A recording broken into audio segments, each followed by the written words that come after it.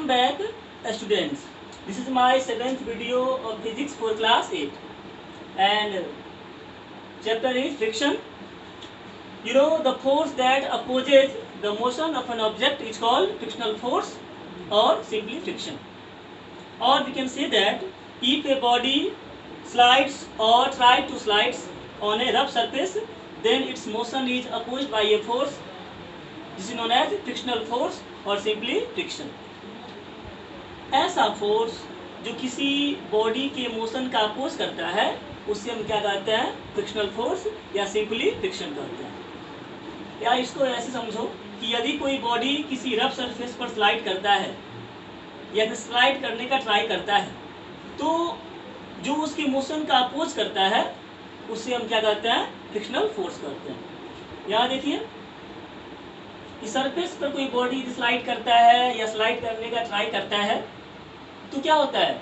ये एक तरह से उसके बीच में जो इरेगुलरिटीज है, इस इरेगुलरिटीज में वो क्या होता है? एक तरह से इंटरलॉक हो जाता है और ये आगे बढ़ने से एक तरह से ये फोर्स जो है इसको आगे बढ़ने में प्रॉब्लम क्रिएट करता है. और इस तरह से एक ऐसा फोर्स जो इसके मोशन का अपोज करता है वह कहलाता है फ्रिक्शनल फोर्स. अब देखिए फैक्टर्स अफेक्टिंग फ्रिक्शन. फ्रिक्शन का जो है काउज क्या है इसके बारे में जानिए. तो friction is caused by the irregularities on the two surfaces in contact.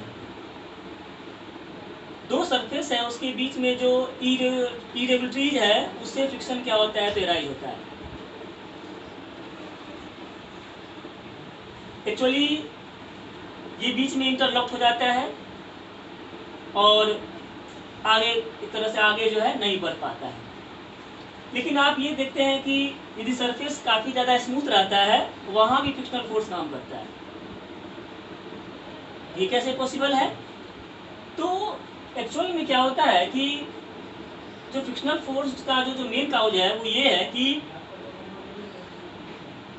दो सरफेस है उसके बीच में जो उसका जो मॉलिक्यूल्स है उस मॉलिक्यूल्स के बीच का जो अट्रैक्शन फोर्स है इस कारण से फ्रिक्शन क्या होता है? तो एराइज होता है. मतलब friction arises due to the attraction force between the molecules of two surfaces. दो सरफेस के बीच में आपको जो है उसका जो मॉलिक्यूल्स है उसके बीच का जो अट्रैक्शन फोर्स है इससे फ्रिक्शनल फोर्स क्या होता है? तो एराइज होता है. Now the force of friction depends on the nature of surfaces in contact. Normal force ये मेनली दो बात पर डिपेंड करता है. एक nature of surface in contact, surface कैसा है उसका नेचर, और सेकेंड क्या है? तो normal force. Types of friction. Friction को हम 3 टाइप में डिवाइड कर सकते हैं: स्टैटिक फ्रिक्शन, स्लाइडिंग फ्रिक्शन और रोलिंग फ्रिक्शन. पहले हम जानेंगे कि स्टैटिक फ्रिक्शन क्या होता है. Static friction. Static friction is the frictional force that exists between two bodies so long as they are relatively at rest, even though an external force is acting upon them. दो body यदि मान लो, हम कह सकते हैं कि एक यदि कोई बॉडी यदि मान लो रेस्ट में है, तो रेस्ट में है तो उस पर यदि मान लो कि उस समय उस पर जो एक तरह से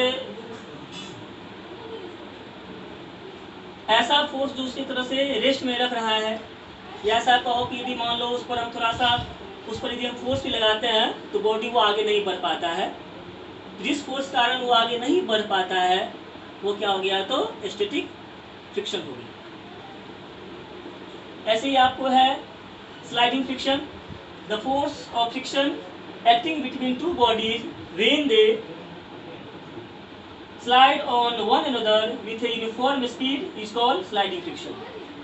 एक यदि कोई बॉडी मान लो स्लाइड कर रहा है, मूव है, मोशन में है, तो उस कंडीशन में ऐसा फोर्स जो उसके मोशन का अपोज करता है वह कहलाता है स्लाइडिंग फ्रिक्शन. समझो उसको ऐसे, यदि कोई बॉडी मोशन में है तब जो फोर्स उसके मोशन का अपोज कर रहा है वह क्या होगा? Sliding friction. ऐसी रोलिंग फ्रिक्शन है. The force of friction that exists between two surfaces when a body rolls over the other body is called rolling friction. एक बॉडी के ऊपर दूसरा बॉडी यदि रोल कर रहा है और तब जो फ्रिक्शनल फोर्स काम करता है, मतलब जो इसके मोशन का अपोज करता है, वह क्या हो गया? Rolling friction. Is it clear? इस तरह से हम ये देखते हैं कि फ्रिक्शन को हम 3 टाइप में डिवाइड कर सकते हैं, mainly static friction, sliding friction और रोलिंग फ्रिक्शन।